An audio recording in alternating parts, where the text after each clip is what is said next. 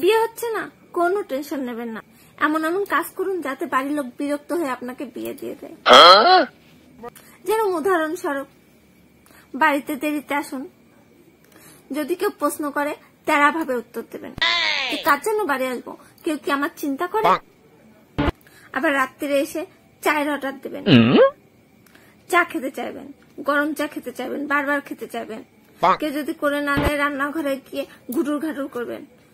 নিজে চা বানাবেন, চায়ের পাতিল পুড়িয়ে ফেলবেন। খাবার খেতে দিলে খেতে চাইবেন না, টাটকা খাবার খেতে চাইবেন, খাবার গরম করে এনে দিতে বলবেন, এরকম করবেন। আবার এরকম করতে পারেন, বাসনপত্র ফেলে দেবেন, জামা কাপড় ছুঁড়ে ফেলবেন। কেউ যদি কিছু বলে চুপ করে থাকবেন, মাথা নিচু করে, আর টক টক করে চোখের জল ফেলবেন। কেউ একটু আমার চিন্তা করে না, আমার কেউ পরোয়া করে না।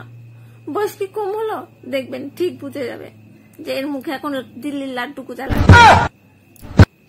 আবার এরকম করবেন, খাট কাটতে শুরু করবেন, বলবেন একা একা কি এত বড় খাটে ঘুমানো যায়? আবার বলবেন আজকে ওর বিয়ে হয়ে গেল, কালকে ওর বিয়ে হয়ে গেল, আমাদের বাড়ি কবে বিয়ে লাগবে? শুনুন, ওই যে কথায় আছে না, বাচ্চা যতক্ষণ না কান্না করে ততক্ষণ বাচ্চাকে দুধ দেয় না। ঠিক যদি বিয়ের মণ্ডপে বসতে হয়, বিয়ে করা লাগে, তাহলে এইসব টেকনিক গুলো করা লাগবে, না অত সহজে বিয়ে হবে না। আর হ্যাঁ, পরিশেষে বলি, যখন বিয়ে লাগবে আমাকে একটা ইনভিটেশন কার্ড দেবেন, বলবেন না কিন্তু। আর সেই সাথে চ্যানেলটাও সাবস্ক্রাইব করে দেবেন, আর আমার ভিডিওটা লাইক আর শেয়ার করে দেবেন, প্লিজ প্লিজ প্লিজ।